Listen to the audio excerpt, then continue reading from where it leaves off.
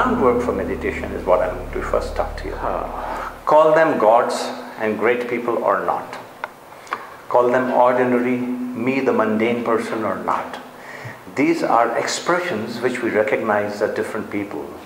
And expressions, the result of dominant state of mind. This is what he meant and lived for.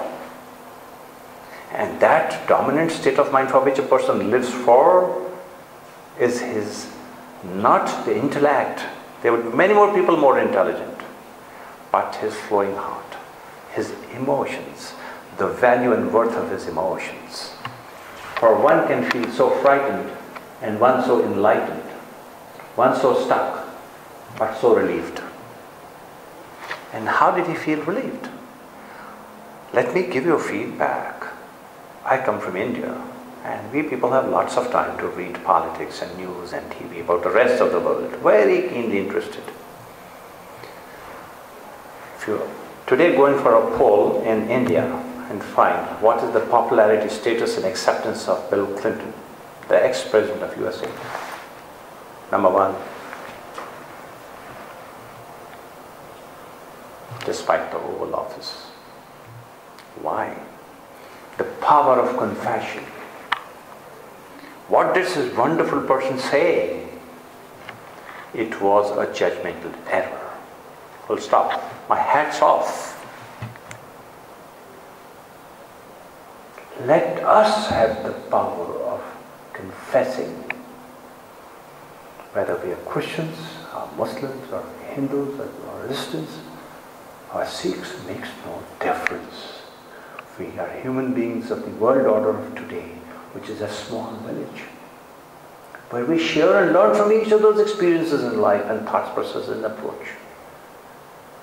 Let's have a heart to tell somebody, hey guy, listen to me, this is what happened, and I'm saying it to you. Say it to the rocks, say it to your friend, to your elders, to your hubby, to your God, to your priest, whoever. And if you find it to be too personal, say to your own self, I'm out of it. Learn out of it. Similarly, he must be quite good looking, but see, we spend so much time in looking good and how he looks when he's under the spell of anger. And he put all his energies into his fist, Bruce Lee, and could do it faster than anybody else thought. And yes, he cannot really eat it up, the currency. And here is compassion, to forgive, to forget, and to find out. Introspect, I can find 5 faults in you, how about me? Am I fit to do that? How do I improve my own self? Who's talking of the last stone story? Can I improve myself? These are emotional approaches to life which have made life history, following, leadership. And others have just crumbled down, for we could not offer those emotional approaches in life. To look into I am Sunil Sanon, people recognize me. What if my name was Mohan Das? Would I have been different because my name is different? What if my nose was a bit thinner and finer and not all that big? Would it have really changed me? What if it was 6 inches shorter or 7 inches taller? Would it have changed me? What if I was not a doctor and was a photographer? Would it really have changed me? The me in me? Have I recognized myself? Or do I only identify myself with my capabilities, the abilities, my faculties, my ability to earn, speak, lecture, dress up, walk, talk, fight, flight? What are my strengths within me? What keeps me going? If time will change, that I was a handsome young guy complimenting my own self, and I had a whole tuft of hair on my head, and I have lost both. Have I lost things in myself? You ask me, as time has passed, I have gained so much more. That in this business I've earned much more and lost little. For I'm able to relate to the strengths that have grown within me. And I'm associating and identifying myself with the strengths in me. My thought process, my values, my commitments, my abilities. A SWOT analysis of my strengths and my weaknesses and sorting out my weaknesses, becoming stronger. That is me. Give me any name. Or call me bad names, no problem. It's me. That introspection to try to find out the strengths of you and from where does it actually originate as life.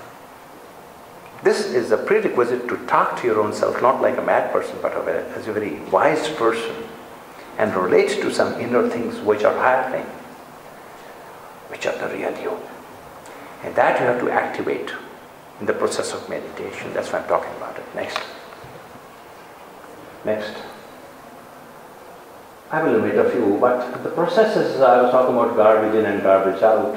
There can be certain thought processes which come to our mind often and which are not suitable, constructive, positive for us, and they're disturbing for us, they're negative, they dissuade us, they misdirect us, they take us away from our concentrated way of thinking, they're away from agenda and targets. You have identified them, tell them a big no. And when you simply identify them and say no to them, identify and say no, in any language, it's a mantra, it's a thought process being repeated, chemicals will be released, the synapses, the connections between the brain cells will change, and that thought process will start shying away, and after some time it won't be there. And you have a lighter system where you don't have to put things into trash and delete. It's there, fresh again, refreshed, and with the good speed of your PC or your laptop, your Mac or whatever. Okay, you all know better English than me. Is the right sort of a statement if I make? Take and give? Or is it give and take? So the correct English is give and take. But we don't learn from our language either. We say take and take. Give not. Till such time that I think more than I can ever think and I'll consider if I'm still alive to give. Compassion, to care, to spare something out of what you have and to share is give and take, the process of give and take. The moment you build compassion, you become more suitable, more fit to go in for meditation. That's why I'm talking about it. I'm centering the whole talk to meditation. The requirements before you go for meditation.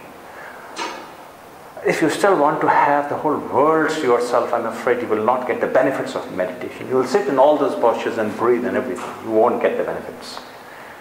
To get something bigger, you'll have to give something little to share a bit out of your own resources. Not only your money and your dollars and your stockings and your shoes and your trinklets. Maybe a smile. Maybe a moment. Maybe warmth. Maybe emotion. Maybe help.